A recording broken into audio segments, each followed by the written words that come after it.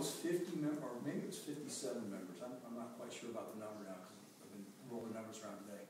Of the Democratic Party, who co-signed a letter to Nancy Pelosi saying, we must deal with the Bush tax cuts now, before November 2nd.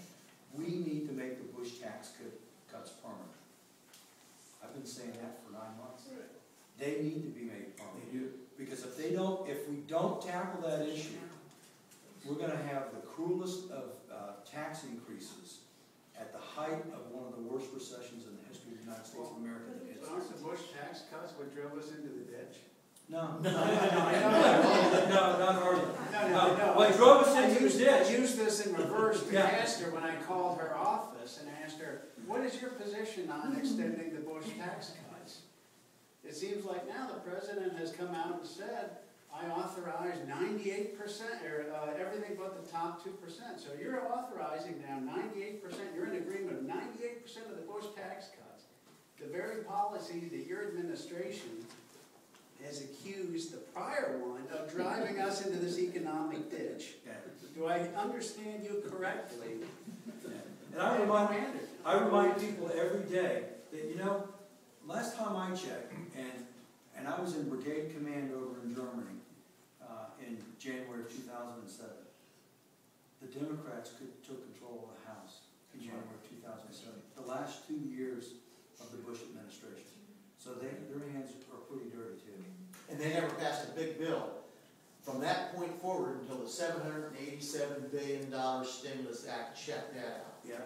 And inside that act, earmarks like $300 million for Cornhusker, and for Harry Reid, Harry Know Nothing Reid, had $8 million for that train nowhere. These people never make payroll. The problem is Barney Frank and here they never had to make payroll. Obama's never made payroll, like you mentioned earlier.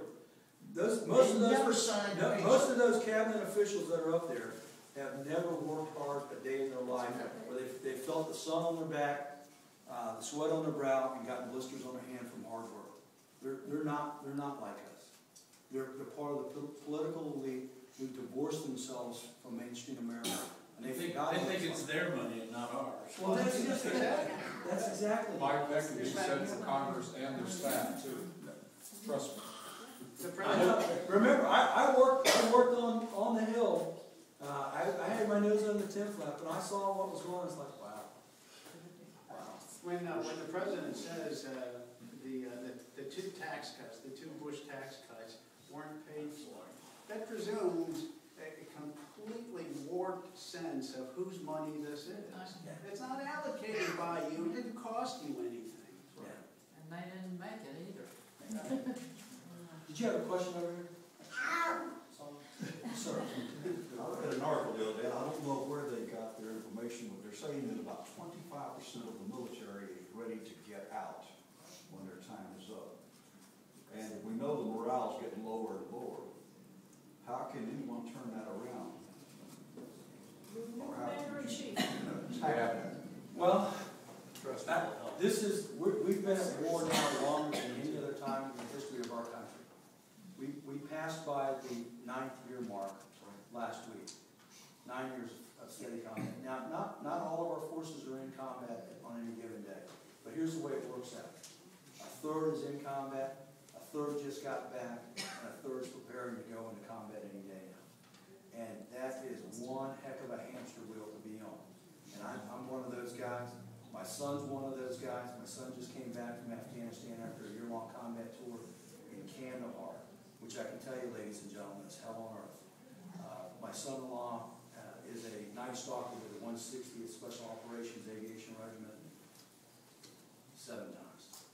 7 times into the breach in combat. And it's wearing our troops out. It's wearing everything. It's wearing our families out too. And what I've told people many times on the campaign trail, we need to have the right mindset for getting the mission done over in Afghanistan and Iraq. Bring our troops home with dignity and honor. Thank them for their service, but also thank their spouses. Thank their kids. Because were it not for them backstopping those Americans that are in harm's way on those long, hot days and those long, cold nights on Hell's Half Acre many days, they would forget what they're fighting for. And they would forget that challenges out there. We need to get the policy right, get the job done, come back home, and then, who's asking the question about national security?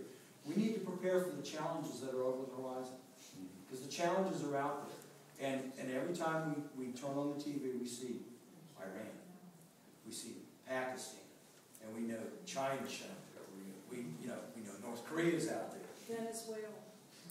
With Hezbollah connections. There are more challenges out there, but it's through the strength and the determination of brave men and women who step up and answer the call to duty that the United States remains today, still, in spite of some of the things that are out there, in spite of our lagging morale, and fatigue.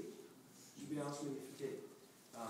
We're still the most powerful nation on the face of the earth. And God bless those men and women who are out there on point for us tonight all over the world in harm's way. Specifically to that issue, I mean, it's pretty near and dear to my heart. I've been 3 tours, I've lost soldiers, I've lost friends, it's impacted relationships. It's been hard on all of us, as you know all too well, with your own experience, that of your family. Specifically, what are you hearing, or what kind of change the mission profile are we looking at to try to get things right, particularly in Afghanistan? I was just back 6 weeks ago. It was 10 clicks from the PAC border for months. So, what do you see as ways, and you as well? Absolutely. And so, what are you seeing as ways that we can push this thing forward, particularly engaging folks like Pakistan? How about bringing in a natural ally like India?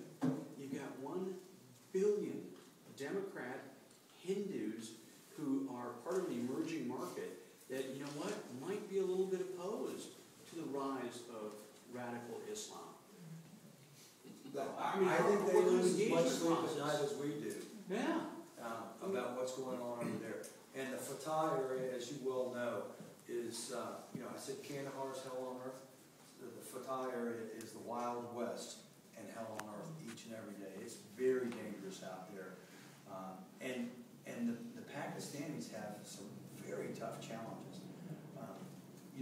Between the radical Islam and the economic challenges that they've got, it's one of the most impoverished nations on the face of the earth, and it's got an exploding population base, and they're about 3/4 the size of the nation of India when it comes to population. But they don't have the economic vitality that India has. So I think we need to have a very pinpointed foreign policy that looks at India, Pakistan, Afghanistan, and Iran, because that whole area right there, that I don't want to call it a crescent, but that base right there is hugely important to the Central Asian states policy that the United States puts forward. We can't ignore it. If you put your head in the sand like an ostrich, that doesn't mean the danger goes away. It means that the danger may